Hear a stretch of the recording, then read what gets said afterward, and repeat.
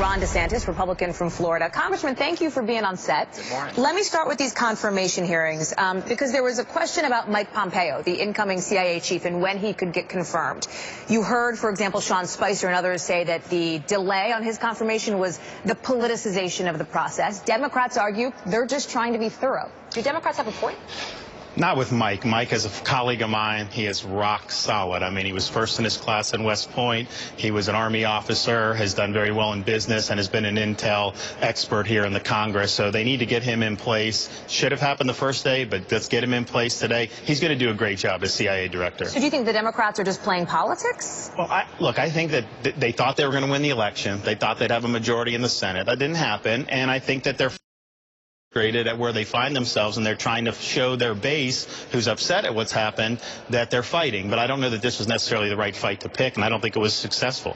I want to talk about foreign policy a bit. You support moving the U.S. Embassy in Israel from Tel Aviv to Jerusalem. This is something that President Trump on the campaign trail pledged to do. Have you heard from the White House about when that could happen? Well, we're hearing rumblings. I haven't heard anything official, but they want to move quickly to at least begin the process. Now, I'm not sure what that means. But move quickly to begin the process could mean anything. But here's the thing, though. You go back 20, 30 years, every single president, when they were a candidate, pledged that they would move it. They get in office and say, I just can't do it. So Trump made the promise, and he needs to follow through. But it looks like he will follow through in one form or another, and so I think that'll be a good thing. Are you concerned he might not, given what you just said? No, I'm not concerned per se with him, but every other president who's promised it hasn't fallen through. So he'd be the first that has followed through with making this promise, I think, in like 30 years. It's in large part because of the backlash that is expected if that move were to happen from some Middle Eastern nations. How much of a concern is that to you? Well, I'm concerned about the backlash that's been happening against Israel. You saw what happened at the United Nations, a really deplorable resolution that said even the Western Wall is somehow occupied territory. It was very ahistorical. It was unfair to them. So I think they need us to show that we stand with them. Jerusalem has been the capital of the Jewish people for thousands of years. I think that's where they have their seat of government, and that's where we should have our embassy. You and I were chit-chatting during the commercial break, and you said, hey, the headline for you is this is when the rubber meets the road now for President Trump's agenda, right? Moving on these big issues like health care, moving on immigration.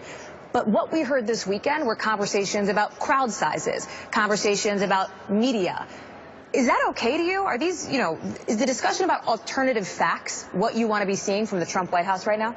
No, of course not. It's about substance, and I think he's got really three areas based on his inaugural address.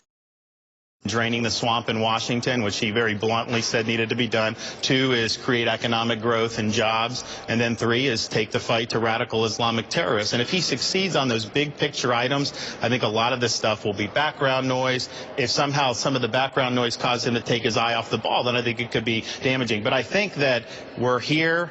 He's going to come to the retreat in the Congress. I think we're all chomping at the bit to get to work. So he's got a good 100, 200 days where he can do an awful lot in the Congress. But is there any sense of disappointment? You just ticked off 3 major issues that the president has said he would focus on, that you want him to focus on. Is there any sense of disappointment that the first 72 hours were about the background noise coming to the foreground? Well, it was also, though, the way some of it was covered. I mean, he went to the CIA, which I thought was very important given what had happened in the campaign, and he said, I got your back. Now, granted, he's got his own style about him for sure, but I think understanding that was necessary to do, and I think the rank and file agents will probably appreciate that.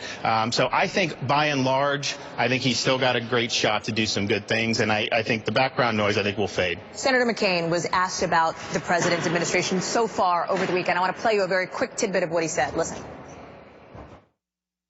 You say you have utmost confidence in his team. Do you have utmost confidence in President Trump? I do not know, George. I do not know, because he has made so many comments that are contradictory. But I think the fact that he's appointed and nominated these outstanding individuals is bound to be an encouraging sign. I trust them and believe in them. So Senator McCain there saying he trusts the team, but when asked directly if he has the utmost confidence in the president, said, I don't know. Do you have the utmost confidence in the president? I have confidence in him. He's been a strong leader. I think his vision on the key issues is right, and I think he has put in place great people to serve in his cabinet, which those are very important decisions. And so I think we should get behind him and give him a shot to fulfill the campaign promises that he made. Congressman Ron DeSantis joining us here on the Hill. Thinking of your constituents, by the way, back down in Florida.